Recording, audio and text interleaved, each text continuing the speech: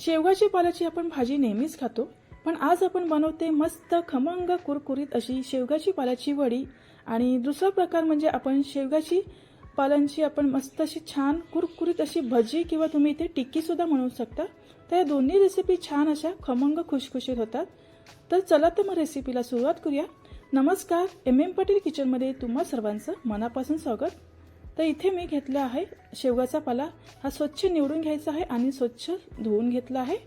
तर जवळजवळ हा 3 ते 3.5 कप आहे। इथे मी दोन पद्धतीने रेसिपी दाखवणार आहे। तर त्यातला मी अर्धा पाला ह्यामध्ये घालत आहे। तर जवळजवळ हा 2 कप आहे।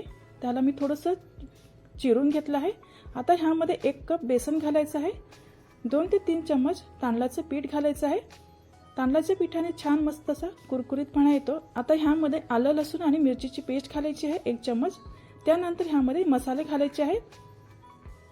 तर अर्धा चमचा ओवा, 1 चमचा धनेपूड, अर्धा चमचा गरम मसाला, अर्धा चमचा हळद आणि 1 चमचा लाल तिखट घालायचं आहे। इथे मसाल्याचे प्रमाण तुम्ही कमी जास्त करू शकता। आता चवीनुसार मीठ घालायचं आहे आणि ह्यामध्ये आपल्याला 2 मोठे चमचे तीळ घालायचे आहे आणि थोडीशी कोथिंबीर घालायची आहे आणि छान मस्त असं मिक्स करून घ्यायचं आहे। तर इथे छान मिक्स झाल्यानंतर ह्यामध्ये आपल्याला पाणी घालायचं आहे। तर पाणी घालताना आपल्याला इथे थोडे थोडे करून घालायचं आहे, कारण ह्याचा आपल्याला घट्टसर गोळा बनवायचा आहे।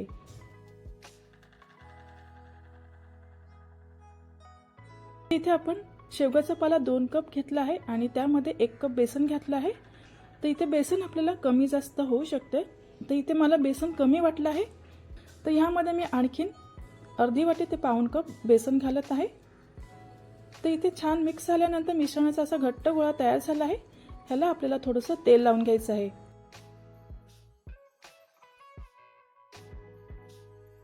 मिश्रणाचा असा घट्ट गोळा तयार आहे। आता ह्याचे मी 2 भाग करून घेते आणि ह्याचे आपल्याला रोल करायचे आहेत।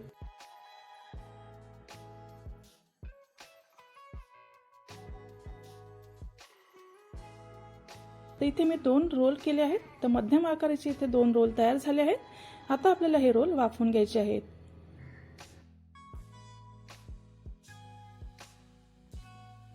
कढईमध्ये आधीच मी पाणी गरम करायला ठेवले होते। तर 2 ग्लास मी इथे पाणी उकळायला ठेवले होते। तर ह्यावरती आपल्याला चाळणी ठेवायची आहे। चाळणीला इथे थोडंसं मी तेल लावून घेतलं आहे। आता ह्यावरती आपल्याला हे रोल ठेवायचे आहेत आणि 15-20 मिनिटं आपल्याला मध्यम आचेवरती वाफवून घ्यायचे आहेत। ते इथे रोल वाफवून झाले आहेत। हाताने असं चेक केल्यानंतर हाताला पीठ सुद्धा लागत नाहीये। टूथपिकच्या सहाय्याने सुद्धा चेक करून बघते, तर टूथपिक छान क्लीन निघाली आहे। आता हे रोल आपल्याला थंड करून घ्यायचे आहेत। ते इथे रोल थंड झाले आहेत। तर इथे एका रोलचे काप करून घ्यायचे आहेत। तर असे छान मस्त असे पातळ मी काप करून घेते।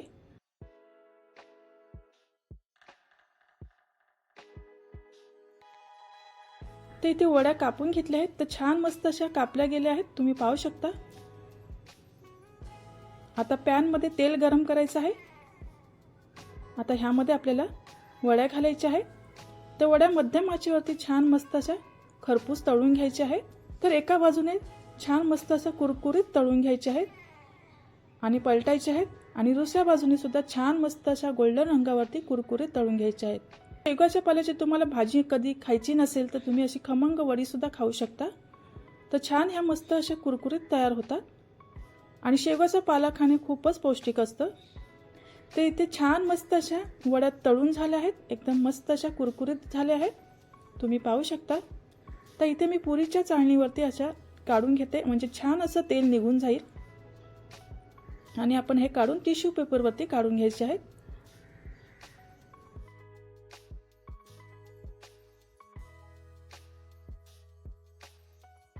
आता आपण दुसरा वेगळा प्रकार बनवणार आहोत। तर ही झटपट रेसिपी आहे। तर इथे शेवगाचा जो राहिलेला पाला आहे तो घेतला आहे। जवळजवळ हा 1.5 कप असू शकतो। त्यामध्ये पाऊण वाटी बेसन घालायचं आहे आणि 2 चमचे बारीक रवा घेतला आहे आणि ह्यामध्ये आता मध्यम आकाराचा कांदा घेतला आहे, त्याचे लांबट काप करून घ्यायचे आहेत आणि 1 चमचा आलं लसूण मिरचीची पेस्ट घालायची आहे। आता ह्यामध्ये मसाले सुद्धा घालायचे आहेत। तर पाव चमचा हळद, 1 चमचा लाल तिखट, 1 चमचा धनिया पावडर आणि अर्धा चमचा गरम मसाला घालायचा आहे। आणि त्यानंतर चवीनुसार मीठ घालायचं आहे आणि कोथिंबीर घालायची आहे। आता आपल्याला हे सर्व मिक्स करायचं आहे। इथे आपल्याला बेसन कमी वापरायचं आहे, म्हणून मी इथे पाऊण कपच बेसन घेतलं आहे। जर पुढे आपल्याला लागेल तेव्हा आपण इथे वापरणार आहोत।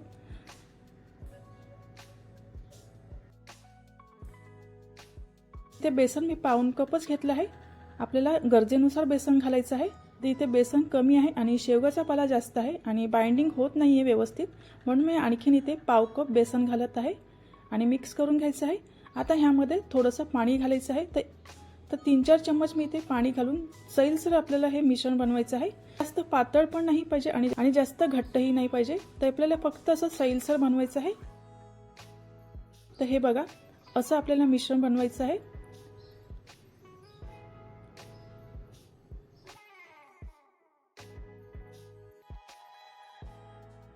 आता आपण ज्या वड्या तळल्या होत्या त्याच पॅनमध्ये इथे मी ही भजी सुद्धा करून घेते। तर इथे मी मिश्रण थोडा वेळ बाजूला ठेवले होते, तर जवळजवळ 3-4 मिनिटं हे बाजूला ठेवले होते। तर छान मिश्रण सेट झालं आहे। भजी काढून घेते किंवा तुम्ही ते टिक्की सुद्धा म्हणू शकता। तिथे चम्मचच्या सहाय्याने असं टाकायचं आहे आणि असं व्यवस्थित पसरून घ्यायचं आहे आणि असं आपल्याला पातळसं पसरवायचं आहे, जास्त जाड नाही ठेवायचं आहे। आणि एका बाजूने छान मस्त गोल्डन रंग आणि खरपूस होईपर्यंत आपल्याला फ्राय करून घ्यायचे आहेत।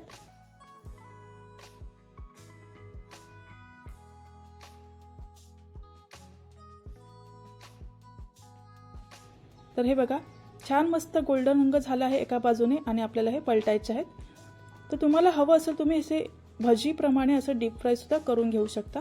इथे मी शॅलो फ्राय करून घेते आणि आपल्याला हा गॅस कमीच ठेवायचा आहे, म्हणजे छान मस्त असं खमंग आणि कुरकुरीत होते आणि पाला सुद्धा छान शिजून होईल, म्हणजे असा कच्चेपणा बिलकुल राहणार नाही। इथे छान मस्त खरपूस असे दोन्ही बाजूने फ्राय करून घेतले आहेत, तुम्ही पाहू शकता।